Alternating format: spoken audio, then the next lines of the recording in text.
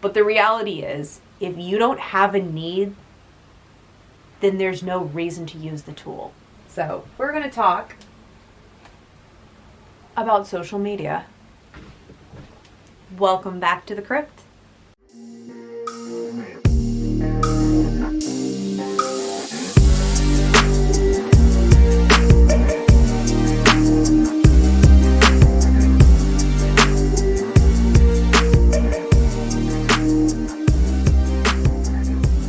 Originally, I had a totally different video that was planned for this time slot, but I ran into my algorithm a very old video from about 2 years ago that's resurfacing in a lot of people's related video feeds.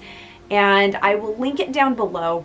It's a video from an artist talking about her fears of how social media is actually destroying artists. And I found it a fascinating video. She made some really good points.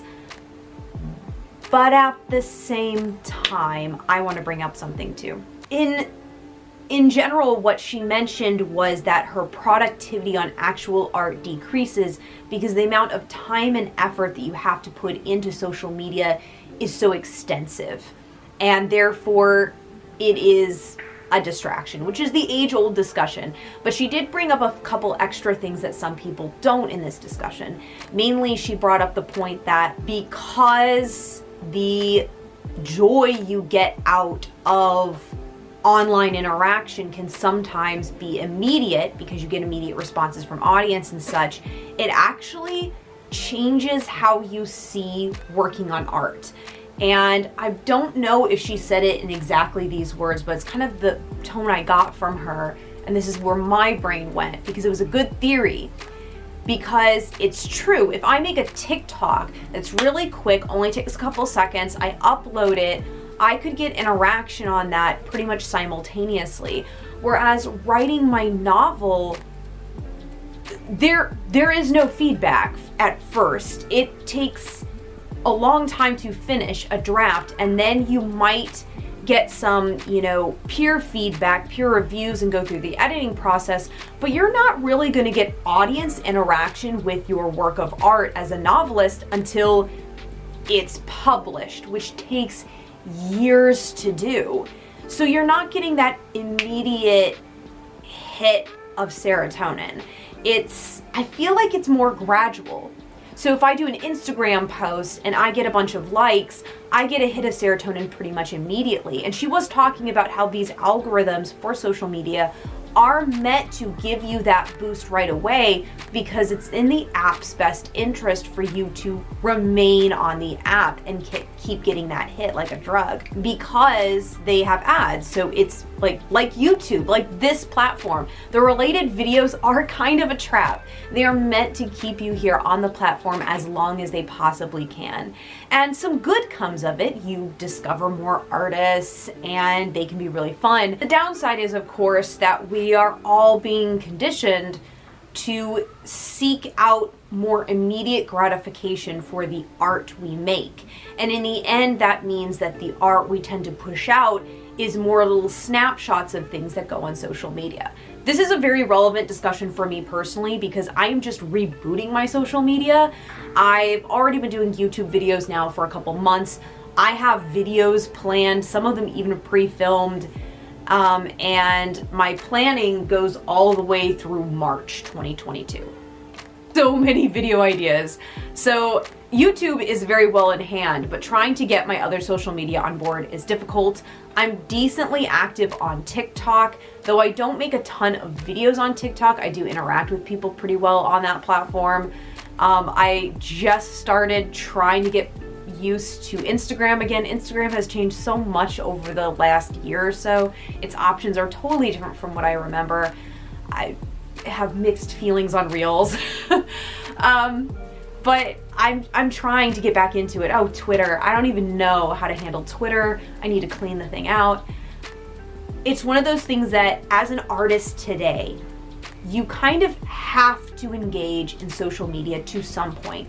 Being off grid just isn't realistic for most artists, because if you are a new artist, no one knows you exist. And unless you just happen to know the right people who will just use their word of mouth to spread around about you, chances are no one's going to discover you unless you really put yourself out there and work insanely hard.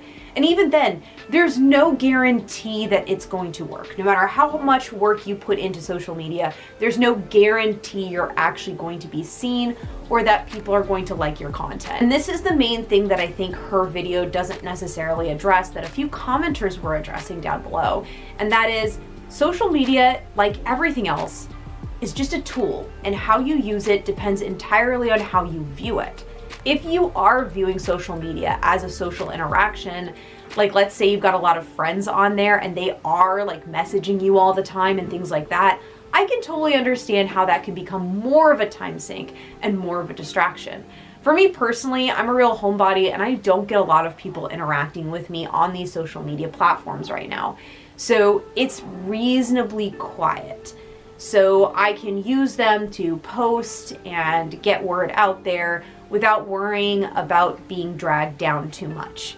Now that being said, I can understand how once you start growing in numbers, it will become more of a problem because you do want to interact with your fans, you do want to talk to your commenters, but that can kind of end up as a rabbit hole, especially if it takes a lot of time away from your art. As an writer, it's really tempting to fall for this stuff because I won't get that serotonin hit from my novel being read for years, and that's frustrating. At the same time, I do feel like I still get a serotonin from it. Like I did a bunch of writing sprints this morning and I feel great. I got to a really great place in my novel and it brought me a lot of joy. But I will say that that joy does seem to be more of a gradual incline versus the immediate hit that you can get from getting comments and interactions on social media. It's definitely a different kind of happiness. So I can see the worry. The worry is definitely there. It is a huge, huge black hole and it's easy to fall for it. I'm gonna go ahead and reiterate a point that I said when I tested out Campfire Blaze, because I think it's really important with any and all tools you see. What do you automatically need in your practice right now? Where is a need that needs to be fulfilled? If your need is to get word out about your videos, if your need is to have more interaction with certain questions or content, then yes, social media should be filling that need. It has the ability to fill that need. Just find the best way to do so and use it only for that purpose. If your videos are doing fine, if you've got a really good writing community right now and it's growing pretty steadily, you might not need all of that extra stuff. And I really don't think you should put that much momentum behind if you've already got momentum going. You know what I mean? I do feel like there are some people that they get so trapped with, this is the proper way we do social media. This is how all the other YouTubers are doing it. This is how the Instagram people are doing it. So this is the way I need to do it. But I think it's way more complicated than that. If you are getting good traction because of word of mouth from writers, or the algorithm just for some reason is doing really well with you, you might not need to put that much effort into Instagram. So don't, unless you just want to from the jump, don't do it. Like for me, I'm slowly working it back into my routine right now because I have, plateaued and I'm not really getting a lot of traction. So I'm going to try to start doing that a little bit. But I'm definitely keeping my eye on numbers, because if a platform doesn't help, I'm junking it. If it's not filling a need you have, don't use it. And I know that's kind of no duh, but you'd be surprised how many people, including myself, I've fallen for it too, where I will start using a tool when I didn't really need it. And then I beat myself up for it because I look at it, I'm like, why didn't you use this? Like, you never really used it. It was such a waste of time. Like, why'd you go through all the effort of setting this up if you weren't gonna use it? Yeah, it's because I looked at someone else who was using it and thought, oh, I should probably use that too because they're using it. And that's like the proper thing to be doing, right? Like, this is what people are using, so I should be using it too. But the reality is, if you don't have a need, then there's no reason to use the tool. You don't have a need for it.